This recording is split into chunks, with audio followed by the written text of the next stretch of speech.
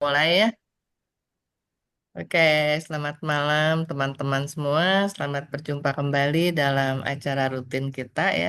Setiap Rabu, ya biasanya jam 7 sampai jam 8, tapi kita biasa mulai jam 7 lewat 10, nunggu teman-teman pada sampai rumah dan mandi, katanya gitu ya.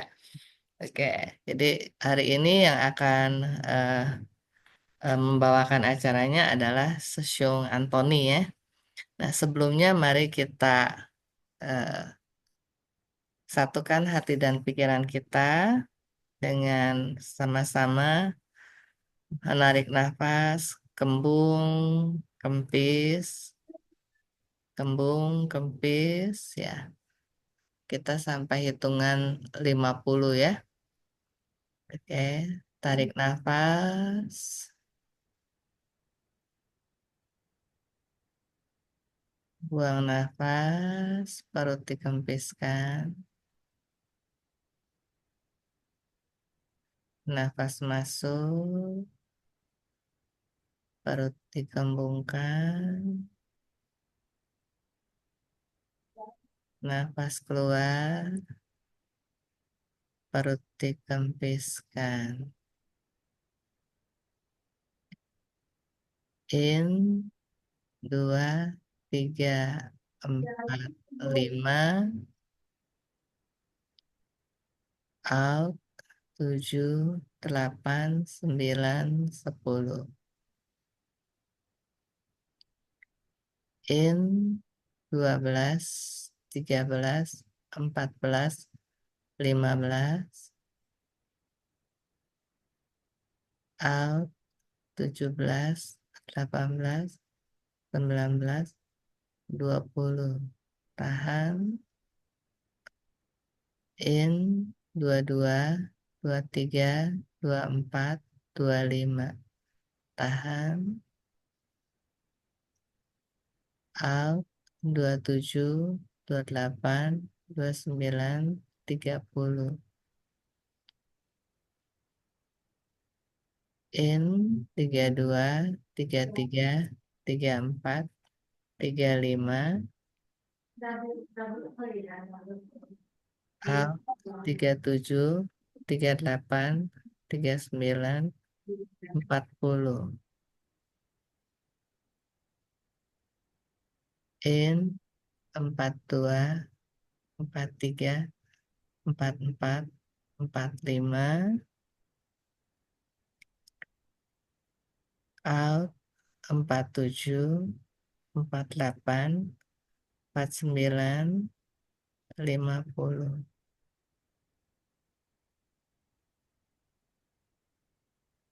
Oke, teman-teman, kita kembali ke layar.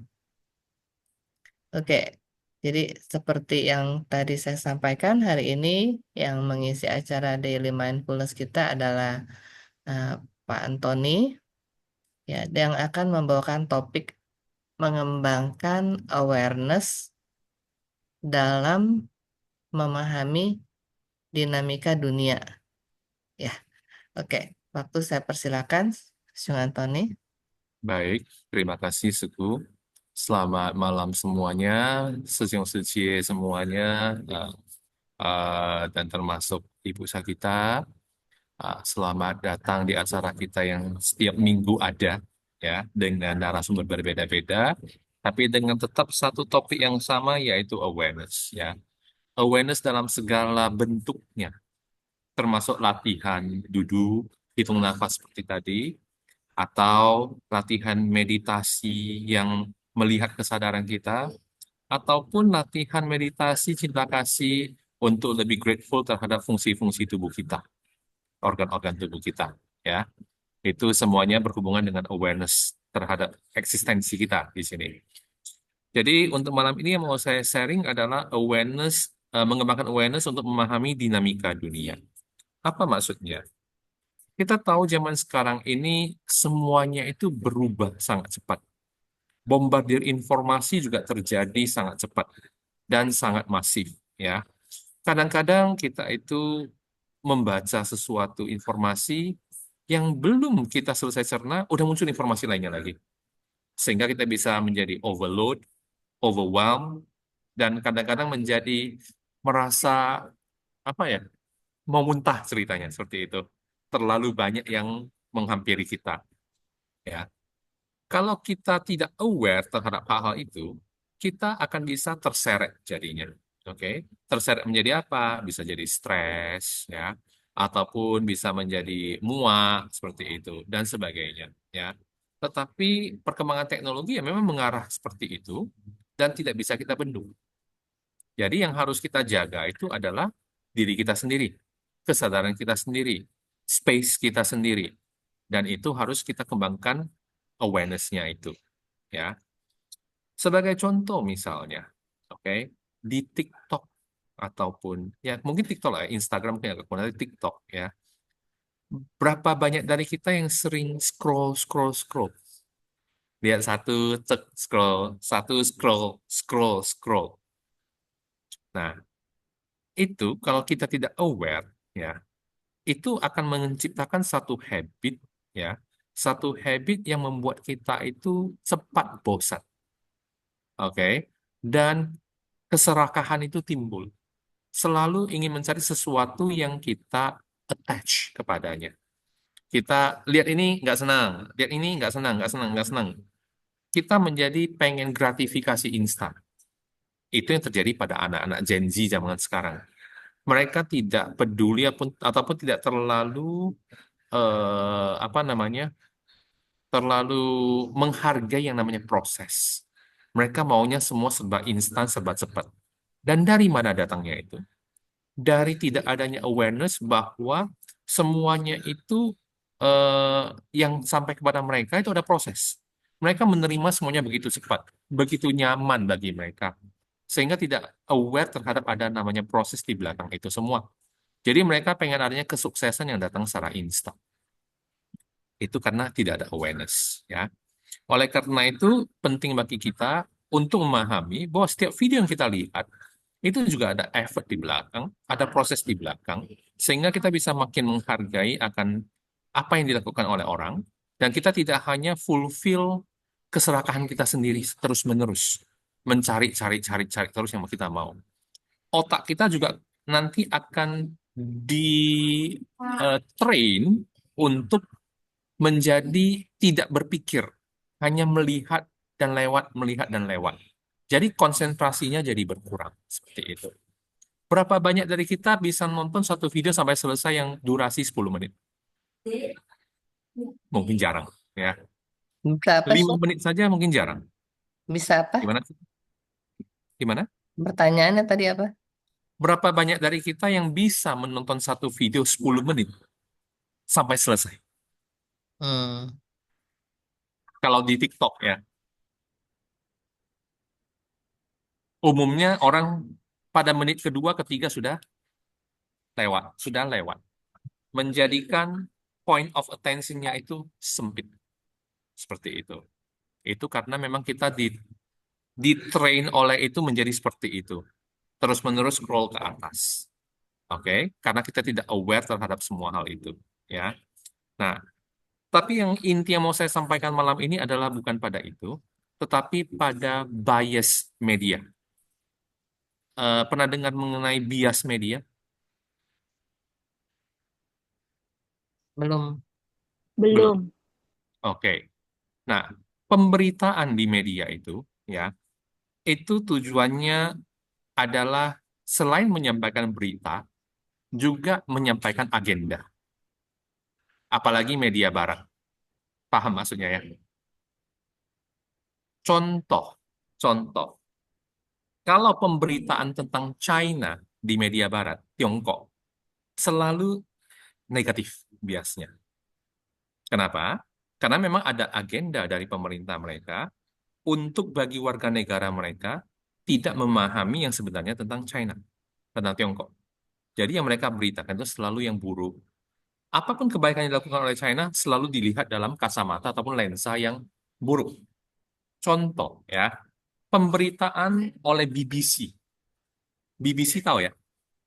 Hmm. BBC yang dari Inggris ya itu ya. Hmm. Tentang China, dia paling suka di belakangnya pakai at, but at what cost?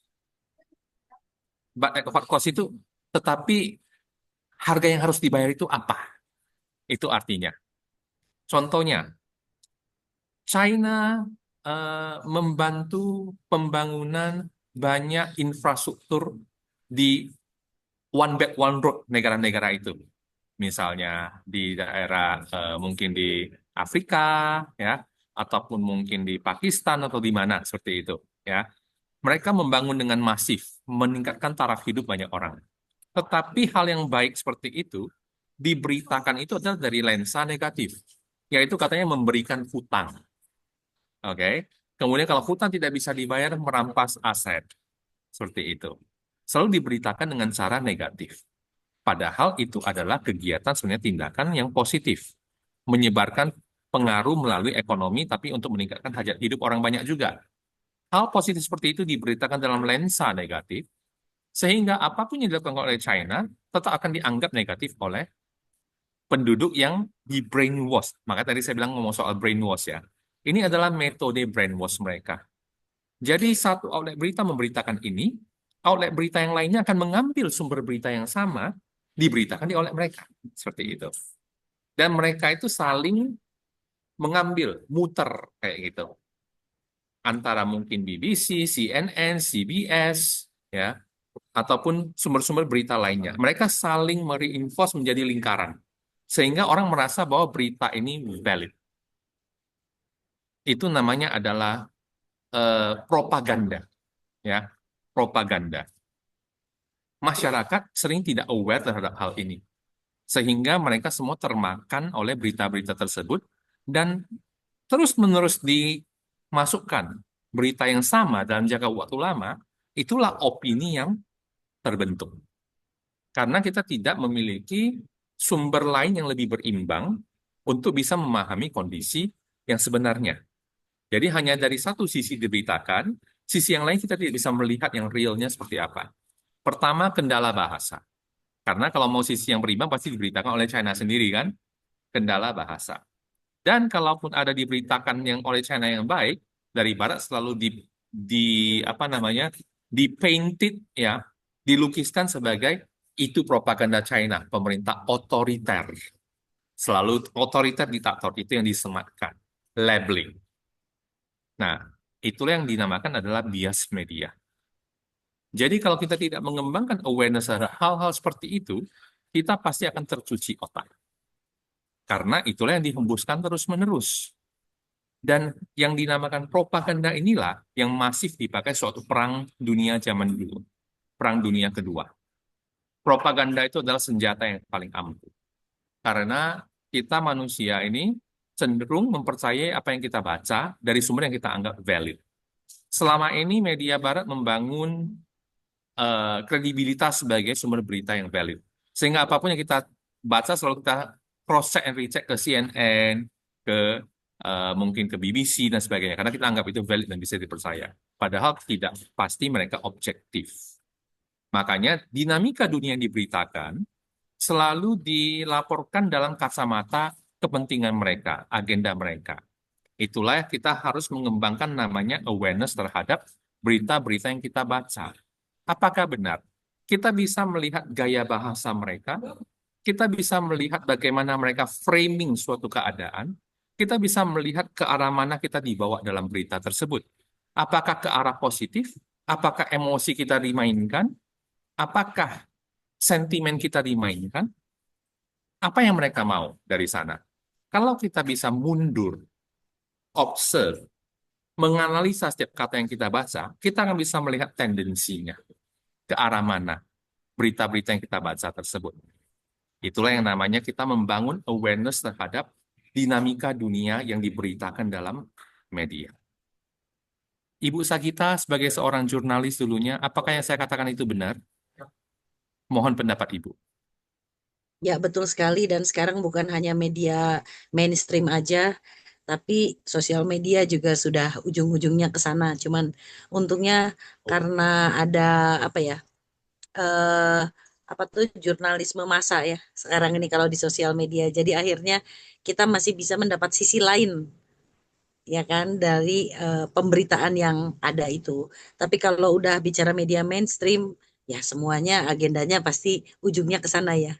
Titik Iya, ujung lucutnya itu satu itu aja. Propaganda betul, untuk kepentingan satu kelompok itu. betul. Pesan-pesan sponsor. Ya, Pasti betul ada sekali. pesan-pesan sponsor. Kayak Betul gitu. Pak. Ya, jadi itulah kenapa kekuatan dari jurnalisme massa itu sekarang menjadi ketakutan bagi pihak Amerika. Makanya TikTok di sana itu ditakuti. Sehingga terus Amerika itu berkeras mau membelinya. Karena TikTok itu menjadi corong bagi banyak orang, bahkan dari China, untuk memberitakan hal-hal yang selama ini difilter oleh media massa mereka. Seperti itu. Jadi orang Amerika itu sebenarnya mereka membangun Great Wall of Information menutupi rakyat mereka sendiri mendapatkan informasi yang real di dunia luar, selain dunia barat mereka. Nah, mengapa TikTok itu sangat ditakuti? Itulah sebabnya, seperti itu. Makanya kita sebagai masyarakat dunia yang aktif menggunakan sosial media, yang aktif membaca berita, harus mengembangkan awareness terhadap hal-hal seperti ini. Kenapa kita harus kembangkan awareness juga?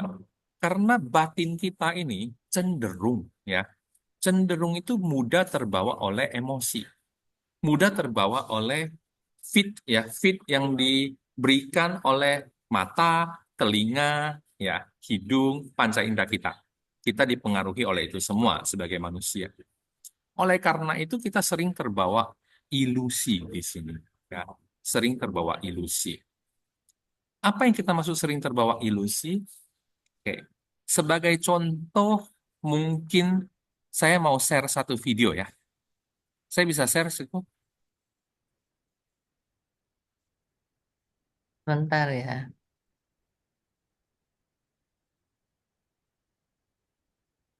Udah jadi co-host terus Yung? Bisa? Udah ya? Mm-mm. Oke, sebentar ya.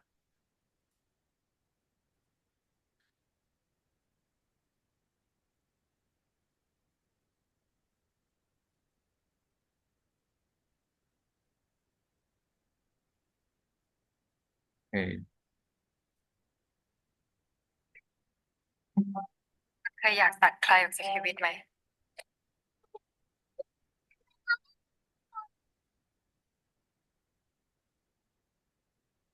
วันที่คุณคิดว่าชีวิตคงจะดีกว่านี้ถ้าไม่มีเขา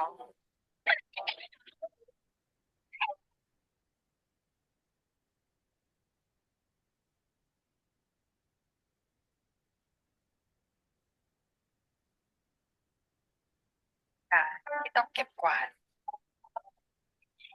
เป็นภาระเป็นกาฝากที่สลัดทิ้งไม่ได้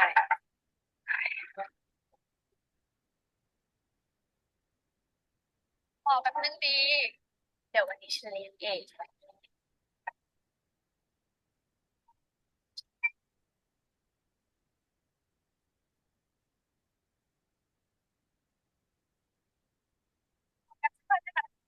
พ่อแม่ไม่เสียไปแล้วทิ้งแกไว้อยู่ฉันน่ะลูกนี้ฉันทิ้งแกไปแล้วสมตายด้วยซ้ำสวรรค์ได้รับฟังคำอธิษฐานของฉันแต่ฟังผิดมีประเด็นนะครับมันได้ลุกลามไปสู่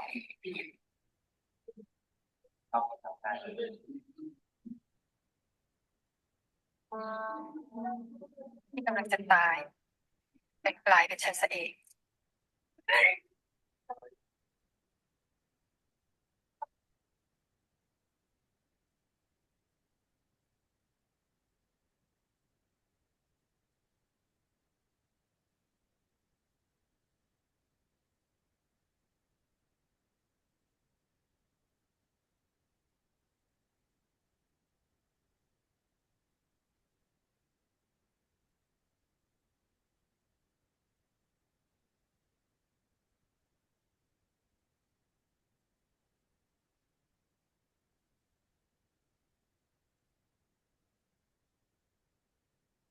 เป็นไรอ่ะ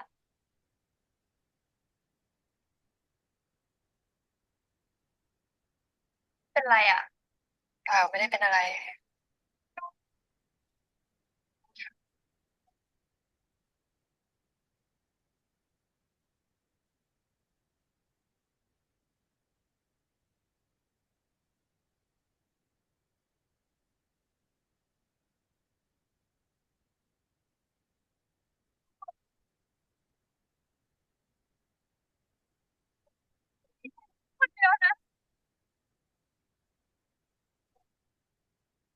คิดเลยว่าคนที่ฉันอยากจะตัดออกจากชีวิตมากที่สุดจะกลายเป็นคนที่ต่อลมหายใจให้ฉันอยากมีชีวิตอีกครั้ง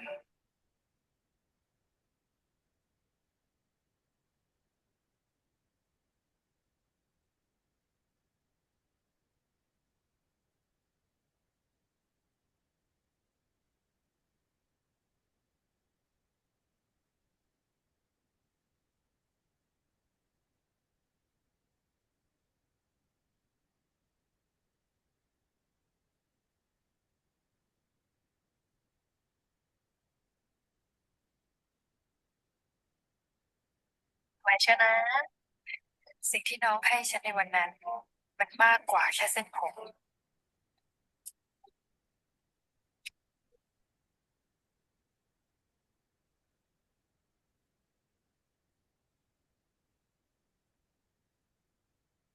Oke, baik.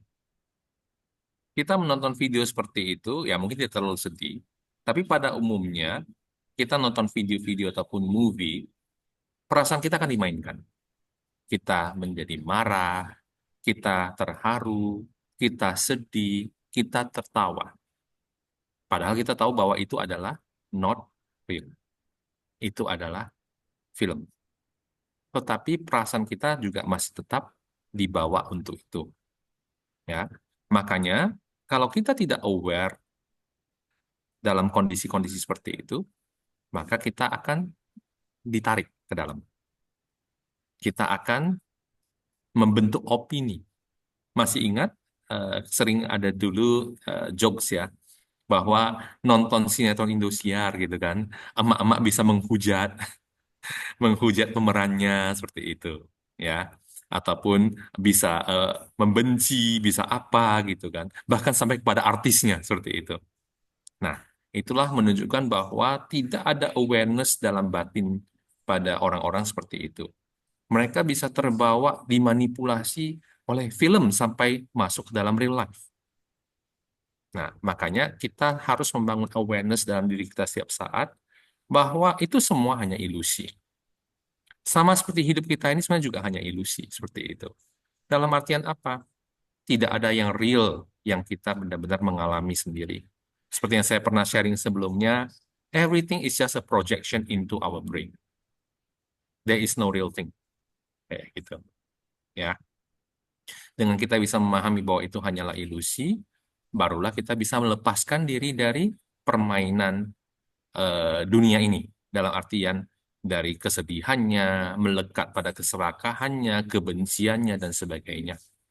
Kalau dari film saja kita tidak bisa aware, bagaimana kita bisa aware dalam real life? Yang lebih kompleks dan lebih imersif. Paham maksudnya imersif ya? Kalau kita nonton film kan cuma visual, auditorial. Betul ya? Hanya dua indera yang dipakai. Tapi kalau dalam real life, visual, auditorial, bau, ya, kecapan, kulit merasa, ya, itu semua lebih intens lagi pengalaman kita. Sehingga akan menjadi kita lebih mudah lagi dibawa oleh permainan emosi dan manipulasi seperti itu. Oke. Lebih real lagi, bukan lebih real, lebih contoh yang lebih jelas lagi adalah dalam mimpi. Seberapa banyak dari kita bisa sadar kita sedang mimpi? Nggak ada kan? Seperti yang saya share minggu lalu bersama dengan Sukoho Lai itu ya. Bahwa dalam mimpi kita kadang-kadang tidur bisa terbangun karena kita merasa kita jatuh. Dalam mimpi kita jatuh, setelah itu kita terbangun dengan perasaan berdebar, keringat dingin, ketakutannya amat sangat. Padahal itu mimpi. Dan mimpi itu adalah bentuk imersif lainnya selain kita hidup sehari-hari. Mimpi itu imersif. Imersif itu artinya dalam mimpi itu kita merasa semuanya real. Kita dipukul juga mungkin terasa sakit mungkin ya. Kita dibuat gembira, dibuat sedih dalam mimpi, kita bereaksinya seperti nyata. Suatu kita sadar seperti itu. Makanya kita harus lebih aware lagi terhadap kondisi-kondisi sekeliling kita untuk bisa memahami dinamika dunia ini. Sekarang yang lebih gencar-gencarnya diberitakan itu adalah mengenai perang tarif kemarin ya. Kita bukan mau ngomong politik nih, kita lagi menganalisa, oke, mengenai perang tarif ya. Nah, yang dipropagandakan oleh Amerika adalah mereka ini selama ini sudah dibuat rugi oleh berbagai kebijaksanaan proteksionisme negara lain dan mengalami defisit neraca perdagangan, sehingga mereka wajar untuk memasang tarif tinggi sekarang. Oke. Nah, media-media untungnya saat ini tidak semuanya pro dia, sehingga tidak semua satu suara me, apa namanya mengumandangkan hal yang sama. Kalau semua media satu suara mengumandangkan hal yang sama, ya, maka itu akan menjadi narasi yang dibangun yang mengukuhkan namanya moral stand ground mereka. Karena untuk melakukan sesuatu yang masif, orang membutuhkan namanya moral stand ground, yaitu titik berdiri mereka sebagai orang yang baik, yang untuk memberikan justifikasi atas tindakan mereka. Moral stand ground itu harus dibangun menggunakan narasi dan cerita yang dihembuskan terus-menerus melalui propaganda media. Sehingga apapun yang dilakukan berikutnya adalah menjadi sesuatu yang oke, yang baik, seperti itu. Yang disetujui, tidak menimbulkan gejolak. Kayak gitu. Nah, itulah kekuatan dari media. Nah, untungnya sekarang tidak semua pro dia. Beda dengan dulu waktu Irak mau dibom, Saddam Hussein. Karena sebenarnya mereka menguasai minyak di sana. Dibentuklah narasi ada senjata pemusnah massal dan sebagainya untuk menjadi justifikasi moral, dihembuskan propaganda terus-menerus, dan akhirnya ya dibom tanpa banyak cerita di pihak rakyat Amerika. Padahal setelah itu nggak ketemu apa-apa. Tujuannya hanya mengendalikan minyak di sana, seperti itu. Makanya kita harus aware, jangan dimainkan oleh berbagai media menimbulkan kebencian, menimbulkan apa pro sana, pro sini yang belum tentu benar, seperti itu. Ya, jadi kita harus sekarang hati-hati sekali menelaah kata-kata dalam media tersebut.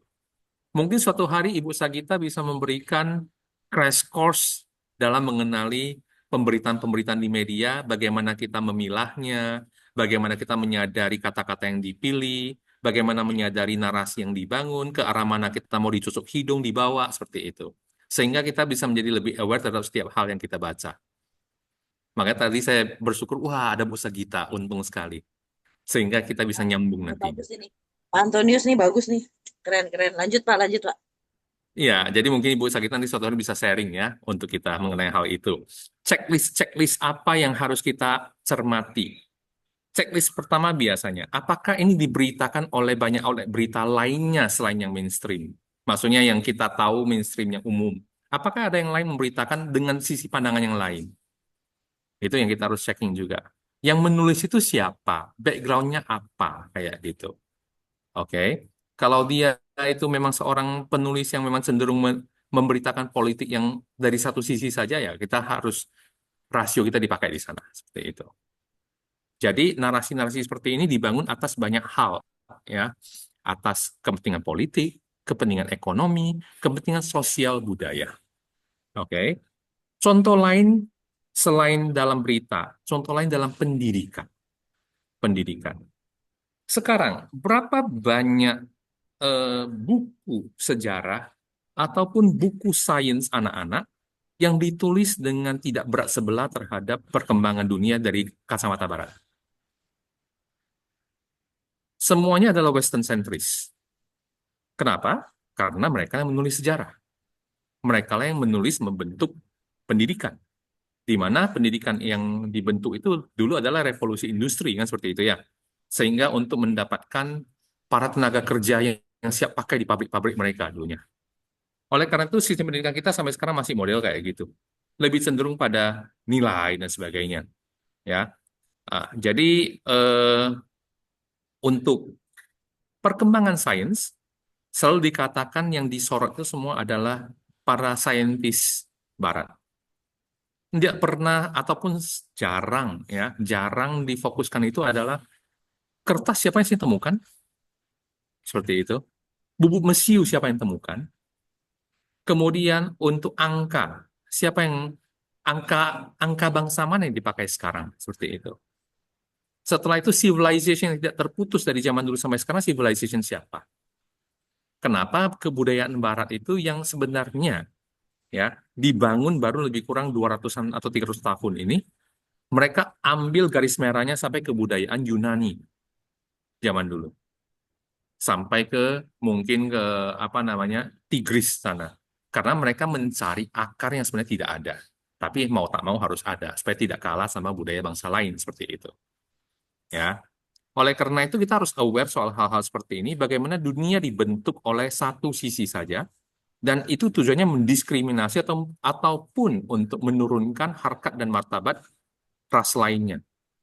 Hanya ras mereka yang superior, sehingga semua yang ditonjolkan adalah ras mereka. Seperti itu. Dulu kita termakan semua, karena semuanya informasi dari satu sisi. Tapi sekarang terbukanya dunia, terbukanya berbagai budaya-budaya masa lainnya bisa di-share oleh berbagai media, kita lebih menjadi aware oleh hal-hal kayak gitu. Satu hal yang mungkin bisa menjadi bahan perenungan dari kita, ya, benar atau enggak aku nggak tahu, tapi ini hanya sekadar apa namanya untuk membuat kita berpikir lebih kritis. Zaman Renaissance zaman dulu, perkembangan eh, ilmu pengetahuan di Barat, kita kalau lihat timelinenya dengan sewaktu dinasti Qin Manchuria menjajah dinasti Han, ya, sorry, menjajah rakyat Han, Tiongkok masuk. Itu waktunya hampir bersamaan. Jadi ada satu sumber yang mengatakan, yang pernah saya tonton, katanya pada saat itu dinasti Manchuria ingin menghancurkan budaya bangsa Han. Dan dengan cara bagaimana ya kita tahu suruh apa pangkas ininya di sininya botak gitu ya, pakai kuncir gitu. Itu untuk merendahkan martabat bangsa Han seperti itu. Ya. Kemudian katanya banyak dokumen-dokumen di istana yang berisi semua ilmu pengetahuan China yang ribuan tahun bangsa Han itu banyak yang diambil dijual ke Jepang dan dijual ke orang Barat saat itu untuk menghancurkan budaya dan teknologi orang Han, menurunkan dan menghina orang Han seperti itu, sehingga lenyap budayanya. Jadi itulah yang dibeli oleh para orang-orang Barat, dipelajari oleh para ilmuwan mereka, dan dari sanalah meledak Renaissance di tempat mereka. Ilmu pengetahuan mereka meledak di sana. Berkembang begitu pesatnya. Padahal sebelumnya tidak terlalu pesat. Dengan budaya yang begitu singkat, mereka bisa tiba-tiba berkembang luar biasa. Nah, menurut yang pernah saya tonton, katanya itu dari dokumen-dokumen Cungko yang dinasti Han dulu dijual keluar. Dan dari sana mereka mengambil ilmu-ilmu itu. Ya, saya tidak bilang mencuri lah ya, mereka membeli. Oke. Nah, tetapi setelah itu perkembangan itu semuanya diklaim sebagai adalah hasil dari bangsa Barat saat itu. Dan itulah yang terjadi sampai hari ini. Makanya kenapa sekarang Amerika ataupun Barat begitu takutnya sama perkembangan China, karena sebenarnya mereka sadar, dulunya itu ilmu ada dari sana. Seperti itu. Ya. Oleh karena itu sekarang mereka dengan segenap kekuatan berusaha mencegah itu berkembang. Itu yang saya pahami di sini. Saya nggak ngomong politik, tapi kita ngomong mengenai kita menganalisa hal ini, ya, dinamika dunia seperti itu. Dunia dibentuk dengan satu sisi melalui brainwashing terhadap kita semua, dan kita tidak menyadari akan hal itu. Karena dulu tidak ada sumber informasi lainnya. Tetapi sekarang dengan makin banyaknya sumber informasi, maka kita akan lebih aware terhadap hal-hal itu. Itu yang harus kita bangun awareness terhadap ini semua. Oke. Setelah itu tadi kita sebenarnya sambil nonton, saya mau minta kita sebenarnya sambil meditasi. Tapi suasana di tempat ini nggak bisa. Oke. Saya mau minta kita sambil meditasi, kita fokus, kita aware, calm, kita nonton. Setelah itu kita nonton, kita perhatikan gejolak batin kita seperti apa. Apakah timbul kemarahan? Apakah timbul kesedihan?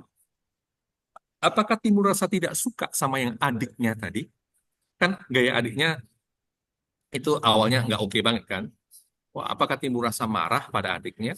Nah, itulah yang timbul dari batin yang ditarik oleh movie, yang ditarik oleh film, oleh media. Dan hal itu juga lah yang sama terjadi sewaktu kita membaca berita, sewaktu kita melihat sosial media. Itulah yang bergejolak dalam batin yang terjadi seperti itu. Kenapa propaganda begitu hebat mempengaruhi kita? Karena memang diteliti secara psikologi. Bagaimana caranya, kata-kata apa yang dipakai, frame apa yang harus dibangun, narasi apa yang harus dibuat, itu semua ada ilmunya, ilmu psikologinya. Makanya kita mudah dipengaruhi. Kalau kita tidak melatih awareness dengan baik, tidak kita sering aware, calm, melihat gejolak batin, maka itu semua akan lewat dan kita akan menjadi korban dari itu semua. Kita dipermainkan di sana, seperti itu. Baik, mungkin itu yang mau saya sharing hari ini. Sekarang saatnya saya serahkan kepada Sesiung Suci untuk sharing pengalaman pribadi masing-masing. Ayo. Yuk, silakan siapa yang mau mulai dulu?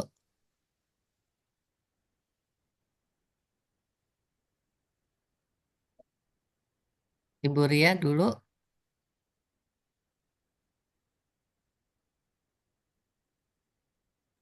Iya, Hmm. menarik sekali ya topiknya Hmm. Anthony Sesium.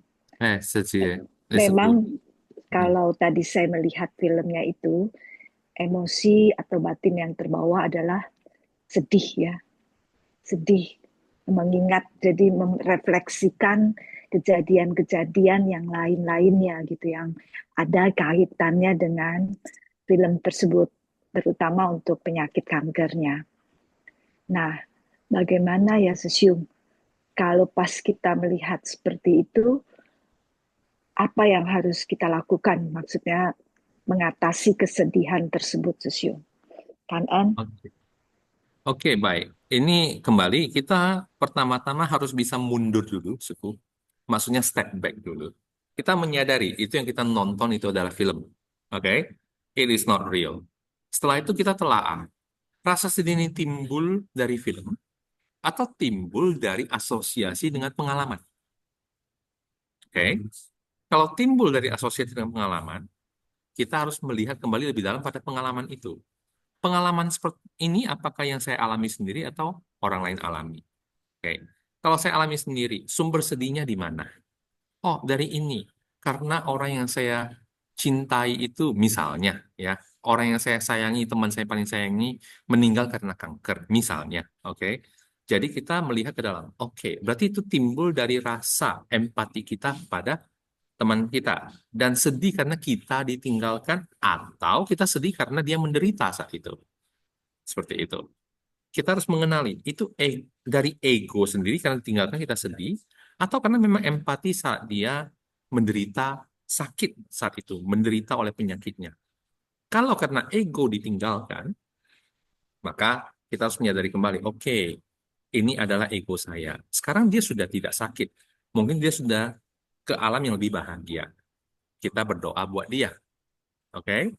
Kemudian kalau dari empati kita pada dia, maka kita sadari, oke, itu sudah lewat. Sudah lewat. Dan sekarang sama, dia mungkin sudah kembali ke tempat lebih baik. Dan kita kembali mendoakan dia sampai pancarkan cinta kasih lagi ke beliau. Walaupun sudah meninggal, tapi kita pancarkan cinta kasih. Semoga lebih baik. Semoga dia lebih bahagia. Seperti itu. Nah, dengan pancarkan cinta kasih, kesedihan itu akan hilang. Yang timbul nanti adalah perasaan tenang dan perasaan bahagia. Seperti itu. Ya, jadi kita harus telusuri dulu source-nya dari mana sedih itu. Kalau dari movie, sadari itu not real. Oke, kalau not real, kenapa saya harus memainkan? Tapi kalau dari pengalaman, itu yang pernah terjadi sebelumnya. Ya, kita telaah lagi. Sumber asalnya dari mana perasaan itu. Baru kita bisa tahu apa yang harus kita lakukan. Kan kayak gitu ya. Kira-kira seperti itu sih sekuliah.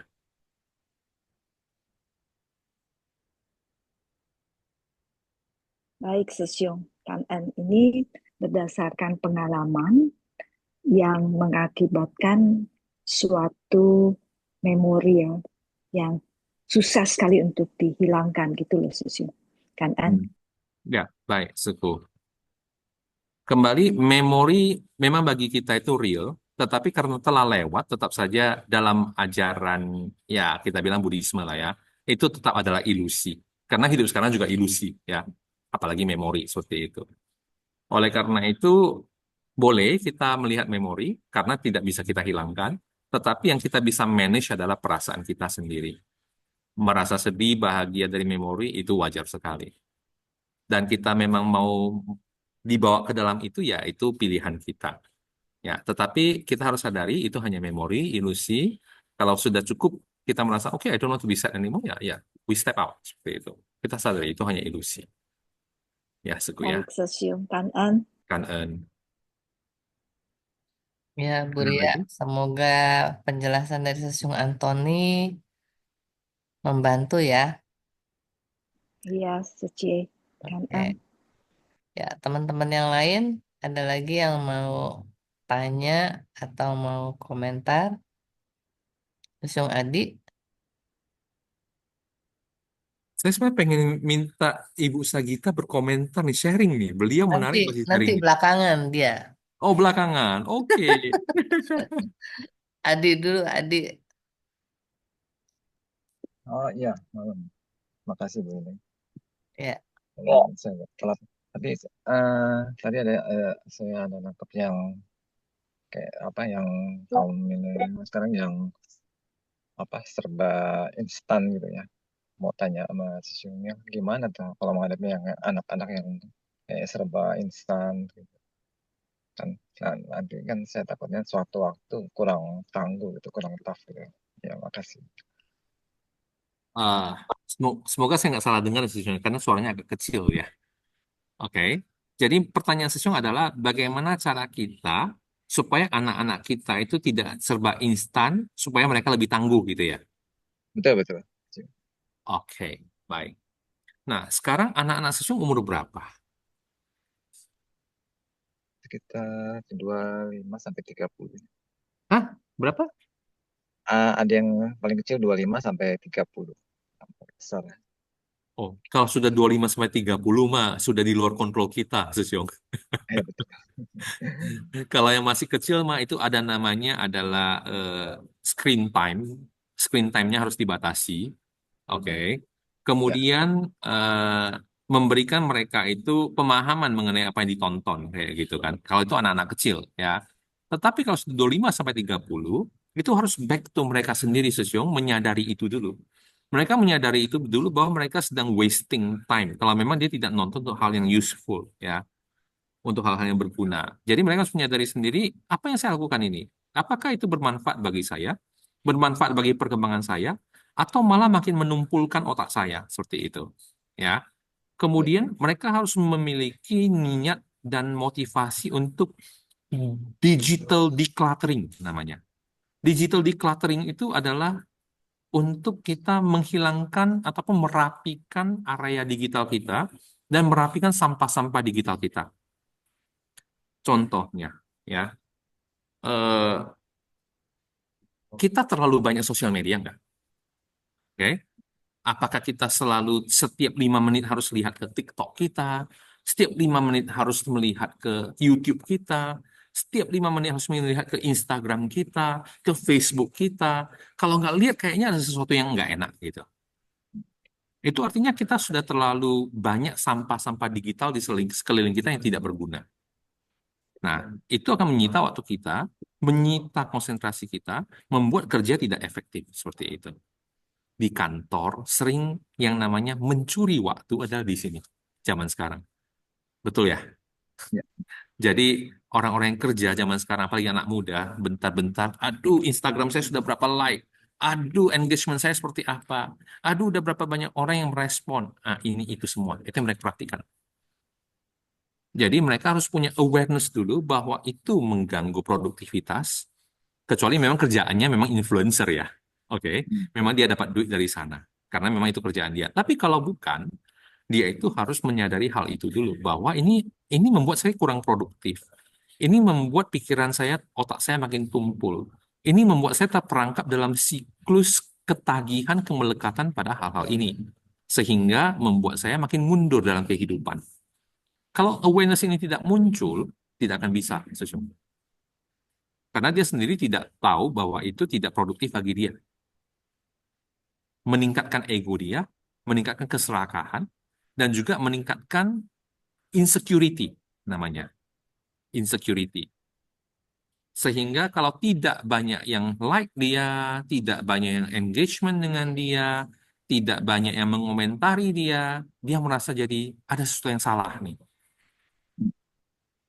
Kemudian juga menimbulkan saling membandingkan, saling cemburu satu sama lain dalam dunia sosial media.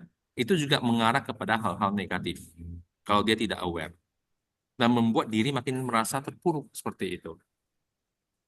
Oke, sorry, I need to move for a while. Saya mau ganti colokan sebentar ya. Oke,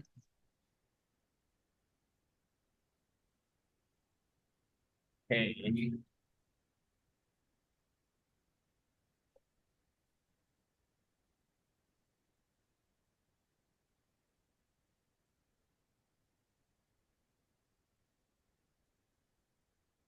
Oke, sorry.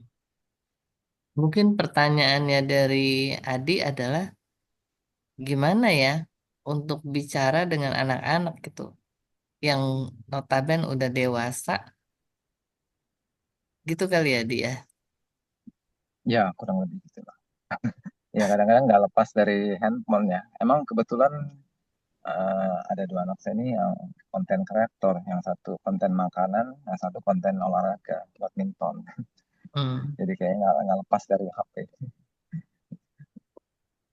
Itu aja. Sorry. Kayaknya suaranya agak kecil nih, Sejong.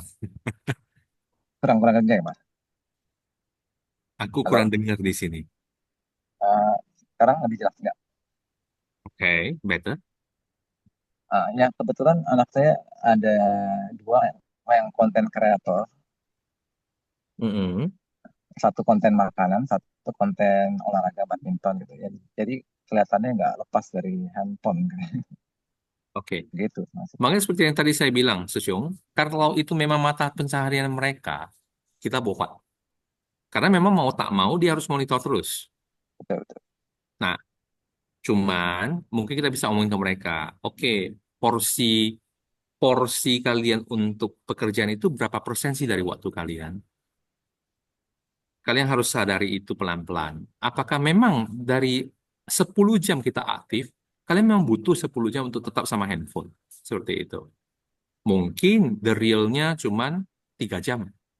Setelah itu mungkin butuh 2 jam buat riset atau 3 jam buat konten berikutnya. Kayak gitu kan. Ya, Untuk cari-cari ide. Nah, setelah itu kan masih ada sisa 4 jam. Nah, itu yang harus mereka mulai decluttering di sana. Tetapi tetap saja kembali kepada awareness dia sendiri. Mungkin seseorang harus ngomongnya pelan-pelan, ngajak jalan bersama, ngajak olahraga bersama, sesuatu yang seperti itu. Nah, atau melakukan kegiatan bersama deh. Dari sana baru ya, ngomongin pelan-pelan. Mungkin jadi apa ya? Kadang-kadang terjadi pembenaran ya, merasa karena itu sebagai konten kreator, terus dari duit di situ, jadi merasa benar untuk spend time dengan attachmentnya yang seperti itu ya. Makanya kan harus dianalisa dulu. Dari total 10 jam aktif misalnya, berapa jam sih sebenarnya yang di-spend untuk itu? Mungkin 3 jam buat memang aktivitas dia, 3 jam buat cari ide, masih ada 4 jam kan? Seperti itu kan? Sehingga Intinya eh, pinter-pinter lah ya tiap orang untuk apa ya, menyayangi diri sendiri gitu kali ya, Syung ya. iya, intinya dia harus ada awareness. Kalau sendiri nggak ada, ya orang tua harus menimbulkan, membantu untuk menimbulkan awareness itu dulu terhadap kesehatan diri, kesehatan mental, kesehatan fisik. Yang sekarang jadi masalah banyak itu kesehatan mental. Karena sosial media ini memang membuat kesehatan mental itu rentan. Apalagi bagi anak-anak muda. FOMO-nya, ada istilah FOMO ya. Fear of missing out. Takut ketinggalan sesuatu yang jadi tren. Oke. Kemudian eh, ada satu lagi namanya apa ya? Fear of making decision kalau nggak salah. Fear of making decision atau ketakutan mengambil keputusan, ketakutan untuk mengambil atau melaksanakan sesuatu. Karena terlalu banyak informasi yang mereka terima, terlalu banyak kesempatan yang mereka ada, fear of making choice kalau nggak salah, fear of making choice. Terlalu banyak pilihannya mereka, sehingga mereka tidak berani mengambil satu pilihan. Kenapa? Mereka takut setelah ambil pilihan ini, ada pilihan lebih bagus datang. Seperti itu. Jadinya, in the end, they don't do anything. They don't choose anything. Tidak pilih apapun. Karena takut mengambil pilihan. Saking banyak pilihan yang mereka miliki. Itu dialami anak saya. Anak saya bertanya pada saya, Sejong, Pak, cara memilih itu bagaimana ya? Cara mengambil keputusan bagaimana ya? Saya bilang ya mengambil keputusan itu adalah based on the whole information you have yang ada saat itu, based on semua resource yang kamu punya. Setelah itu kamu melihat apa yang terbaik saat itu, you just take it. Dan ingat, no regret, saya bilang. Karena apa yang kamu ambil itu adalah yang terbaik saat itu. Ke depan kan belum tentu, tapi jangan regret. Karena kalau regret, you won't be able to do anything. Dia bilang, kalau ke depannya datang lagi kesempatan lebih bagus, gimana, Pak? Saya bilang, ya, buat. Kenapa? Yang saat itu kan belum datang. You just use the best of what you have saat itu. Apa yang kamu terbaik kamu punya, kamu pakai saat itu. Seperti itu. Jadinya saya rugi dong, Pak, katanya. Saya bilang, kan tadi saya bilang no regret. No regret nggak ada namanya untung rugi seperti itu. Yang ada kamu review kembali langkah-langkah kamu. Kalau ada kesalahan, perbaiki seperti itu. Ah, nggak mau, Pak. Saya rugi. Saya nunggu aja. Saya bilang, nunggu sampai kapan? Nunggu sampai lebih bagus datang, katanya. Kapan yang namanya lebih bagus datang? Kapan waktunya itu? Mana namanya titik yang menentukan itu sudah cukup bagus. Dia diam. Saya bilang, nah di sanalah kamu nggak akan bisa ambil keputusan, nggak akan bisa memilih, saya bilang seperti itu. Oleh karena itu harus bulatkan tekad dan no regret, saya bilang. Kalau memang langkah yang telah kamu ambil memang benar-benar jelek, nggak bisa lanjut, you just choose the new one. Tapi kalau masih bisa lanjut, cuma ada kesalahan, perbaiki, saya bilang seperti itu. Oke, makanya anak-anak muda zaman sekarang itu, mereka kesehatan mentalnya juga terpengaruh oleh hal-hal seperti ini. Maka mereka harus aware dan memperbaiki hal itu semua. Kalau enggak, susah mereka jadi hidup di masyarakat Sejong. Ya, betul. Kira-kira itu dari saya Sejong ya, Ya, karena memang untuk anak-anak yang sudah gede agak susah sih. setuju. Setuju, Oke, setuju. Thank you. Iya oke. kan, Sejong. Thank you. Jadi, nah sekarang mungkin gilirannya Bu Sagita nih. Nah, ini yang saya tunggu-tunggu nih. Silakan Bu Sagita. Halo, Ya. apa ya? Mau saya tadi immerse sama cerita yang terakhir. Oke. Kalau saya soal anak-anak itu memang betul ya. Ini yang tadi dulu boleh ya? Iya, Ya. silakan, Terakhir. silakan. Maaf saya nggak nyalain kamera. Oke, jadi kalau saya pribadi, cara saya ke anak-anak itu, anak-anak saya juga udah pada besar-besar. Sekarang yang paling kecil itu kan lagi skripsi ya. Jadi emang udah masing-masing dan saya sendiri menyadari bahwa anak saya ini adalah individu. Walaupun dia anak saya, tapi dia tuh individu yang punya keinginan sendiri dan segala sesuatunya sendiri gitu. Jadi saya tetap tidak bisa dan tidak berhak untuk menjadi emak-emak yang posesif gitu. Satu sisi seperti itu, tapi di sisi lain dari kecil mereka itu saya didik untuk pengambilan keputusan terutama adalah begini, pastikan ada pilihan. Kenapa dia harus membuat keputusan? Artinya dia harus memilih. Ada lebih dari satu opsi. Nah, cara menganalisanya adalah setiap opsi itu pasti ada resikonya. Kira-kira resiko mana yang lebih sanggup kamu tempuh jika itu muncul, itu yang kamu ambil. Kalau saya sih begitu biasanya. Karena pada itu karena waktu itu mereka masih pada kecil-kecil dan anak-anak itu kan sulit untuk bisa menghandle kekecewaan. Betul tadi yang dibahas sama Pak Antonius itu. Mereka tuh kalau udah kecewa atau merasa kan ya tuh kan padahal mah, kalau udah kayak gitu tuh udah kayaknya tuh sakit hati banget mereka dan saya tuh nggak tega ngelihat mereka begitu. Jadi selalu saya bilang bukan main aman, tapi ya sekarang gini, pilihan itu kan bisa dari sekian banyak hal di muka bumi ini yang menjadi opsi kamu itu pasti udah dapat nyaring yang menurut kamu menarik interestmu atau apa namanya cocok untuk dirimu gitu kan. Nah, tapi masih ada lebih dari satu gitu. Bagaimana caranya? Ya sudah, kembali lagi Resiko mana yang lebih sanggup kamu tanggung jika nanti kamu harus berhadapan sama si resiko itu. Itu satu. Nah, kemudian usia 25 tahun susah diajak ngobrol, sibuk sama HP. Anak saya juga seperti itu. Sama itu susah ya, generasinya sudah sangat beda. Tapi saya ingatkan satu hal. Kalau kamu pengen sehat mental, kamu harus manage waktu. Nggak bisa kamu karena ya tadi FOMO dan lain sebagainya itu terus aduh takut ketinggalan jadi kamu mantengin terus apa namanya handphonemu. Nggak bisa, biarin aja kalau rezeki mah udah ada yang ngatur jadi nggak akan mungkin kamu ketinggalan. Nanti saya akan menyesal gini, enggak, ikhlasin aja, belajar untuk eh, memanage waktu karena betul tadi kalau sudah sakit kamu akan jauh lebih rugi dibandingkan daripada sekedar kamu ketinggalan informasi. Contoh saya sering kasih contoh begini. Kayak gini, kemarin kita belanja tuh ya. Lihat lagi diskon. Aduh, kalau nggak beli sekarang takutnya besok nggak ada lagi, harganya mahal dan lain sebagainya. Itu cerita bulan lalu atau sesi diskon tahun lalu misalkan. Tahun ini kita akan bergumul dengan hal yang sama. Aduh, beli nggak ya? Dan kita udah lupa gitu dengan baju atau sepatu yang dulu tuh membuat kita merasa seperti ini, ya kan? Jadi pasti akan ada hal baru yang kamu inginkan gitu.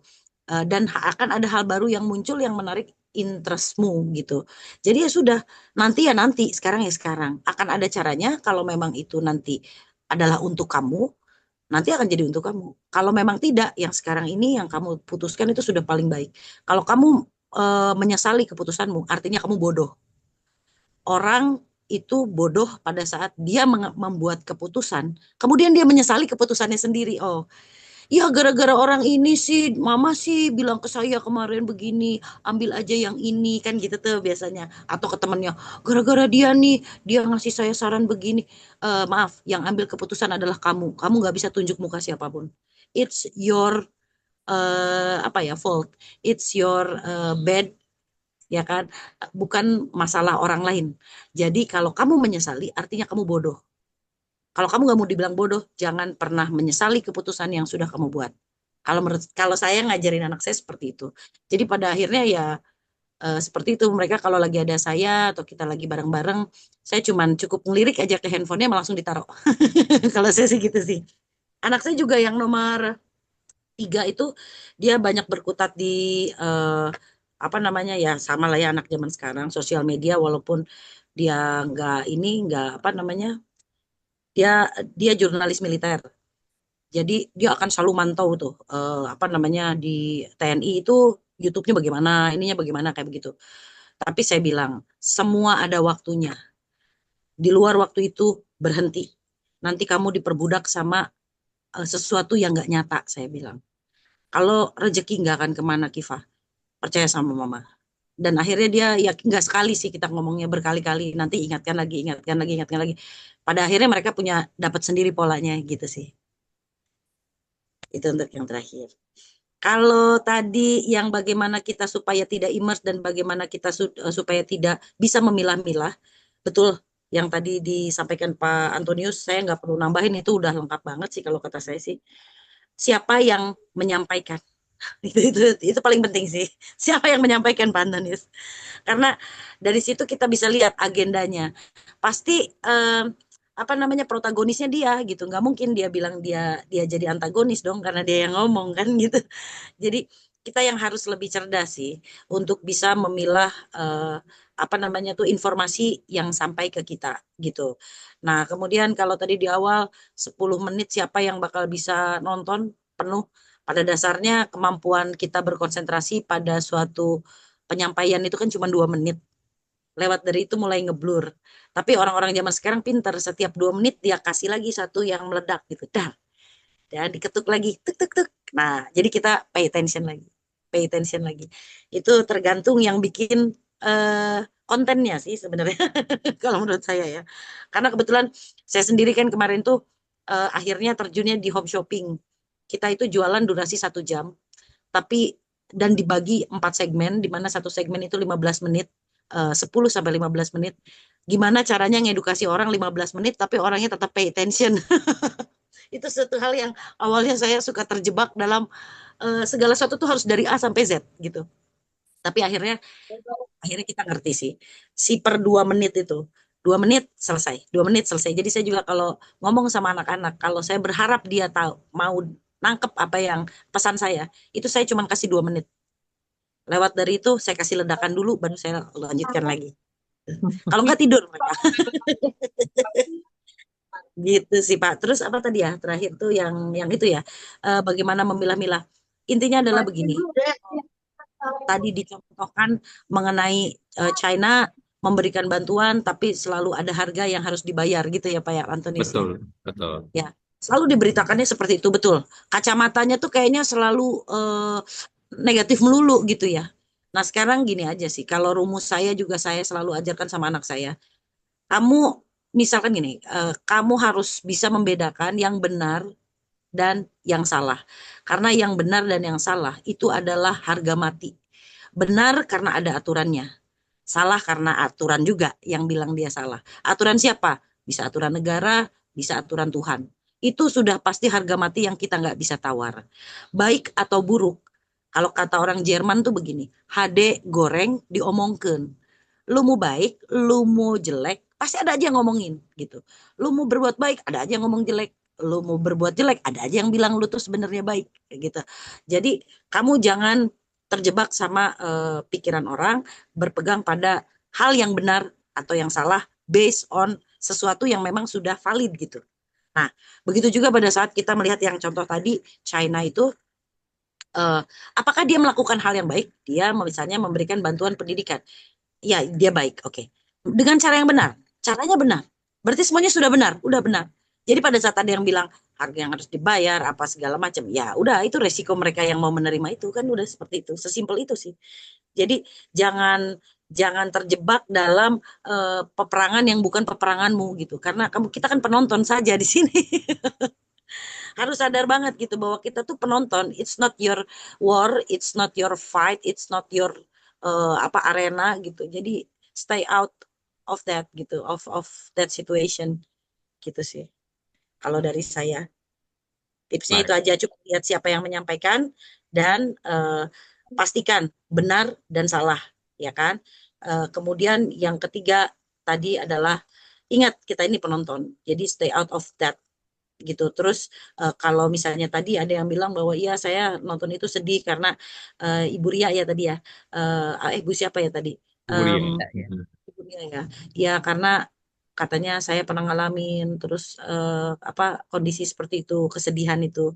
Ya betul Pak Antonius, saya setuju banget sama Pak Antonius. Kita sedihnya kenapa? Apakah karena kita sedihnya karena puryu gitu ya, maksudnya kita berempati, berarti kita masih sehat. Sebenarnya itu kan parameter kita bisa mengukur diri kita baik, apa masih sehat atau tidak gitu ya, mentalitas kita. Atau kita kemudian masuk jadi ke kesadaran grief. Nah, itu yang jangan sih. Selama kesadarannya masih netral, ya kan. Wajarlah kita human kalau kita mengingat sesuatu yang sedih, kemudian kita merasa sedih. Asal jangan terbawa sedih, gitu sih. Nah, Luar biasa, Bu Sagita sharingnya. Mantap. Ya, jadi memang kalau yang dinamakan membentuk narasi itu pasti selalu harus ada dua dua polar ya, dua kubu ya. Jadi ada betul, kubu betul, antagonis, ada kubu protagonis kan seperti itu. betul, Harus ada betul. satu common enemy yang dibuild bersama kan kayak gitu kan. Iya, betul, selalu begitu. Nah, Selalu kalau begitu. untuk kayak tadi Pak Antonius bilang ya peradaban Barat itu begini begini begini. Oh, itu memang saya setuju banget sih. Saya sangat setuju. Mereka itu di zaman orang-orang apa peradaban lain itu sudah maju sekali. Mereka itu kan masih masih orang-orang barbar yang kalau musim dingin pada meninggal kan karena nggak tahu Mm-mm. caranya melindungi diri. Mm-mm. Mm-mm. Mm-mm. Ya kan? Dan pada Iya, saat ada wabah penyakit mereka itu masih terkapar di mana-mana. Sementara kalau di China, di Arab itu mereka sudah jauh lebih bagus malah, ya kan? betul, Dan betul, betul, betul. kenapa ilmu kedokteran Barat sekarang lebih mendominasi? Coba tanya lagi lah, itu mulainya adanya kapan? Sejak Konstantinopel jatuh kan? Waktu Betul. mereka mulai curi itu isi dari mana namanya? Dari perpustakaan Perpustakaan. di Mm-mm. sana, toh? Ya. Iya, Alexander perkosaan apa saya lupa yes. namanya. Mm-mm, Betul, mm-mm. betul. Nah, jadi artinya pada saat sekarang mereka suka menuduh mencuri ilmu dan lain sebagainya. Itu hanya maling teriak maling sih, Pak, kalau menurut saya. Jadi ya harus kita harus tahu dari ujungnya dulu siapa yang cerita ini. Iya, betul betul betul. Ya, makanya kembali kan mereka harus punya moral stand ground, Bu. Setuju. Betul. Iya, itulah yang selalu mereka bangun dalam narasi mereka. Moral stand ground di tempat mereka higher moral stand ground kayak gitu ya. Yes, betul, betul. Ya, betul, betul. Iya. Polisi dunia, Pak. Polisi dunia. Oke, oke. Nah, jadi mungkin mungkin masih banyak dari kita yang tidak menyadari hal itu, sehingga masih banyak yang pro ini pro itu, tidak bisa melihat secara objektif seperti itu kan. Makanya tujuan sharing saya hari ini adalah agar kita semua bisa lebih objektif, lebih sadar, dan tidak membiarkan diri kita itu seperti kerbau ditusuk hidung, dibawa oleh narasi mereka. Kita harus lebih aware dalam memahami dinamika dunia ini. Itu aja sih dari saya malam ini, Suku. Oke. Sama sama sedikit tambahan lagi kayaknya. Supaya kita lebih aware dan kita nggak dijadikan alat. Nanti kalau udah menang mah mereka lupa kok sama kita. Hmm. Betul, betul, betul, betul. Dan kita bisa melihat dalam masyarakat sendiri, begitu banyaknya yang menjadi sumbu pendek karena tidak ada awareness kayak gitu. Iya, betul. Apalagi netizen, sedikit-sedikit Nah, dibawa itu. emosi. Akhirnya kan kalau udah menang mah lupa juga sama netizen ya. Betul. Ya, itulah yang dipahami oleh orang-orang pintar dan menggunakan itu memanipulasi yang kurang pintar kayak gitu. Ya, kira-kira begitulah ya. Jadi kita kalau sudah pada paham bahwa kita ini menjadi bahan manipulasi oleh banyak pihak, ya kita lebih aware, nggak mudah dimanipulasi jadinya. Itu aja sih. Apalagi dengan apa namanya algoritma AI saat ini ya, yang begitu canggihnya, Bisa baca menggiring, pikiran kita. hmm? Bisa baca pikiran kita.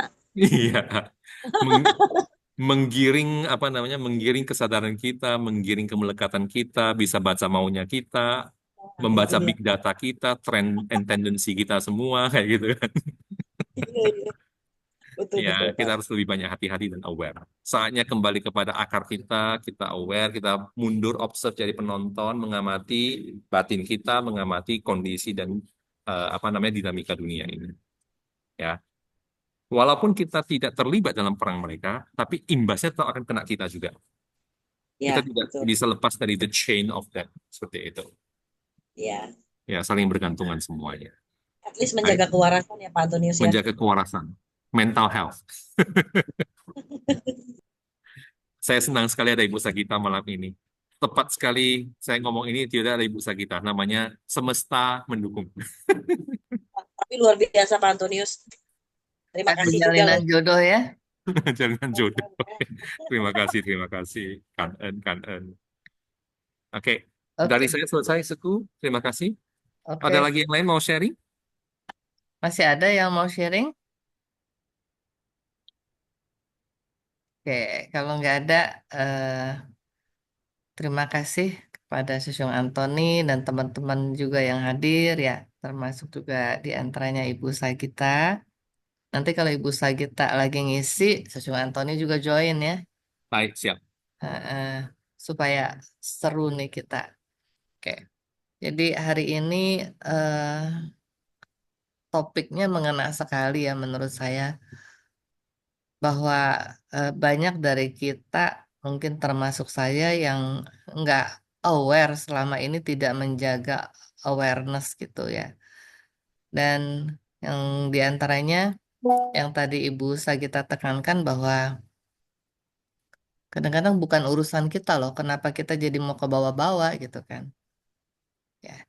Jadi kembali lagi yang kita cari kan sebenarnya satu, yang kita lagi pupuk dengan jalur mindfulness ini adalah bagaimana kita bisa punya kedamaian. Nah, tapi tanpa sadar bahwa kita ini sebenarnya udah didorong untuk jauh dari kedamaian, ya. Jadi ngikutin ini, ngikutin itu, menjadi kemelekatan kita bertambah. Kita merasa, oh ya setiap hari saya buang kemelekatan, tapi kita nggak sadar bahwa setiap saat justru kita semakin melekat gitu, ya oleh hal-hal yang semacam itu. Nah, kuncinya satu, bebaskan kita dari ini loh bukan urusan kita. Jadi sekedar tahu dan udah lewat gitu. Terus jangan terlalu mau tahu juga terlalu banyak ya. Kalau kita tahu bahwa itu kalau kita mau tahu sesuatu yang harusnya yang kita tahu bahwa itu ada fungsinya buat kita, ada manfaatnya ya. Itu aja sih menurut saya. Terima kasih hari ini sangat membuka sekali pikiran kita dan eh, buat teman-teman semua yang join, semoga ini bermanfaat ya. Oke, sampai jumpa teman-teman. Selamat malam. Sampai jumpa di minggu yang akan datang. Terima kasih.